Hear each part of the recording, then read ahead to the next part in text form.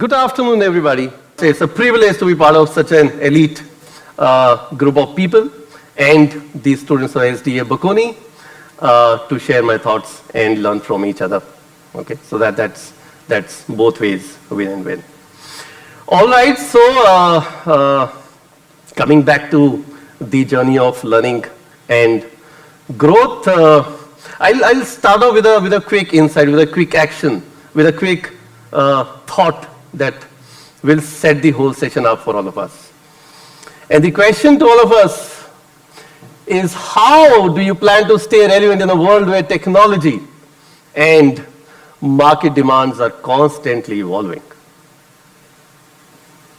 How do we stay relevant? And that's the core of the discussion that we're going to do today. Any question, any answers, any responses, I'll make it interactive, just because I need to understand whether you are there with me or you have been all with the other people and not with me. How do you stay relevant? Well, let me tell you, staying relevant demands a lot of hard work and a lot of commitment. Okay, it doesn't come that easy. So it demands a lot of commitment, demands a lot of adaptability, and don't take my word for that. On this screen now, I'll show you some premier icons, people that we, most of us admire, and they belong to different walks of life also, who have demonstrated how to stay relevant in their specific fields of work. Can we have the first person on the screen, please? All right, everybody knows him, right? So Elon Musk, he says, haven't had any formal learning of rocket science, but he started SpaceX, isn't it? Everybody knows that, right? Move to the next one, please. Oprah Winfrey, moving from an anchor to a media house specialist and a philanthropist at the end of it. Marvelous journey again, right? Moving to the other one. Who doesn't know Serena Williams? She has done probably so many works, and every time she has been very, very, very, very successful, be it business or sports or any other thing that she has been doing, isn't it? Our very own, the Badshah, one of the most profitable franchise in the sports arena, which is KKR, isn't it? After being the Badshah of Bollywood and still doing a lot of work in different walks of life. Who's the next on the screen? Who cannot have this picture? Especially in this part of the country, isn't it? Our god of cricket. And the very last match also, when he was playing, he went to the field at 6 o'clock doing the nets. So that's the kind of commitment I was asking for while staying relevant. And these people have demonstrated that, isn't it? So how do we kind of ensure that the one thing, if you have to pick up from the icons that you just saw, is probably this, isn't it? Their relentless quest for learning, and continuously learning, isn't it? And this is where they separate themselves from the rest of the people. And there are millions and millions of other folks who could have, got their names and their pictures on the screen here. Yes, everybody? Agree, do not agree? Agree. Perfect, thank you very much for that. All right, moving on. So basically, this is the time which is like ever evolving. This is an undisputed, the fastest pace where change has happened in the last 2, 3, 4 years, isn't it? So the technology is changing. We've heard so many speakers saying the consumer demands are changing, the processes are changing, the systems are changing, the products are changing, the startups are making it all happen, the technology is making it all happen, the artificial intelligence is making it all happen. Forget about machine learning and the other thing which have been there in the foray of technology for the last many, many years, isn't it? So the point here is, when all of this is happening, and we got to stay relevant because that is our future careers. What are the various ways that we can stay relevant and embark our way in that list that we just saw? So simply relying on the skills we have always had is absolutely not the answer to it, isn't it? It is about evolving yourselves. And the question that comes to our mind now, how do we evolve ourselves? Isn't it? What is the strategy that we're going to put up on ourselves that enables us to continuously learn and evolve and get the better version of ourselves every time there's a change which happens around us? Isn't it? Yes? Probably? Perfect. Moving on. How do we prepare ourselves for these changes is the next big question.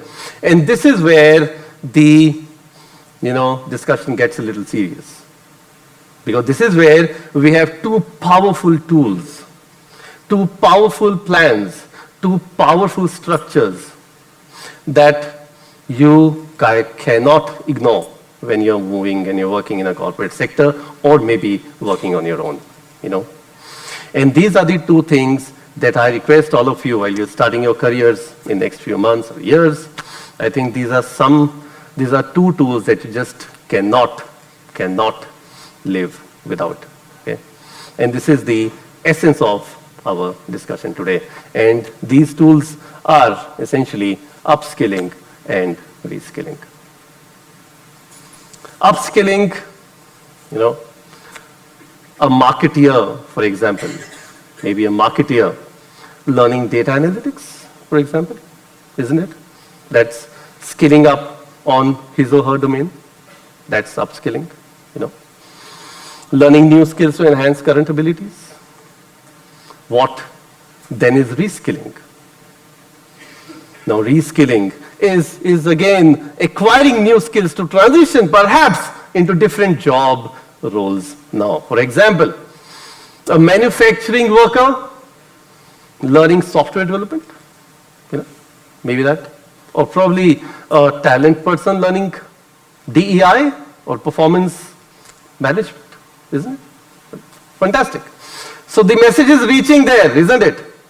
Upskilling, reskilling, two powerful tools that you just simply cannot ignore, okay, while working in the corporate sector. And then, these are just not the buzzwords. These are just not the buzzwords.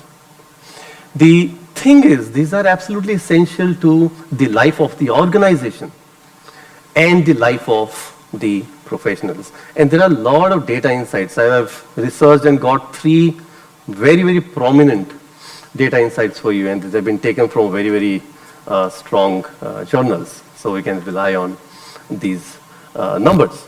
So they say 50% of all employees will need significant reskilling and upskilling by 2025 due to rapid advancement of technology. As I said, I have heard, I think, 5 speakers talking about technology and AI and ML and automation and system orientations and all of that, So the number is eventually growing. Whereas 87% of executives reported skills gaps in their workforce with technology related, especially the technology related skills. So the skill gaps persist. Organizations do not know what to do with the skill gaps. There was another insight which said earlier any skill gap, especially in technology, used to get filled, let's say, in a month's time. Now it doesn't get filled in a month's time. It takes at least 7 to 8 months to fill that skill gap up. Another astonishing thing that we must keep in mind, isn't it? So these are certain things which the organizations and the people who are part of the organizations are really taking care of. Whereas 79% of CEOs are concerned about the availability of key skills, making talent development through upskilling a top priority in the organization. So upskilling and reskilling have to happen. There are so many things that keep on happening. A cutting edge technology today will be absolutely obsolete tomorrow morning. You never know with that, isn't it? A product which is catching a lot of eyes today might not be existing in a week's time from here, You know, the consumer demands are increasing, like they say something in an app and they want their existing systems to have that in their systems the next morning. What do we do with that? This is where it is imperative for not just for the organizations, for all of us sitting here, who are part of the organizations, to ensure that they start doing something around that, isn't it? Moving on. So, I mean, organizations know there's a problem. People know there's a problem. There's huge development. There's huge investment that keeps on happening in the talent area, in the talent domain. There are a lot of initiatives that keep on happening. We, at HDFC ERGO, we have a full-fledged talent landscape, which is their part of the ecosystem. We have 7 employee academies which are running in tandem with the whole talent management suite. We have succession planning frameworks in place. We have the internal talent mobility things in place, all working in tandem with the academies. There's huge investment happening on the digital learning, enabling our employees to learn on the go. We recently partnered with the top global university provider, which is edX, to provide the latest top Oxford, Stanford, Harvard courses to our employees and help them upskill and reskill in the areas that they want and in the areas where organizations want them to get skilled. However, whatever we do as an organization, it is the responsibility of each one of us who will be part of the organizations very soon to ensure we use those resources, use the other resources, which is the Coursera's of the world, the Udemy's of the world, and the resources of the world, YouTube's of the world, to learn on the go, to learn the things that would be required in the next few years, few months, few weeks, and take accountability of learning yourself. We should not be dependent on the organizations providing and forcing it down your throat to learn and take all those skills in place. Is that clear, everybody? And here, just leaving you all with a thought, which is the illiterate of the 21st century would not be people who cannot read or write, but those who cannot learn, who cannot unlearn, and who cannot relearn the skilling part. Thank you very much. That was fast and quick.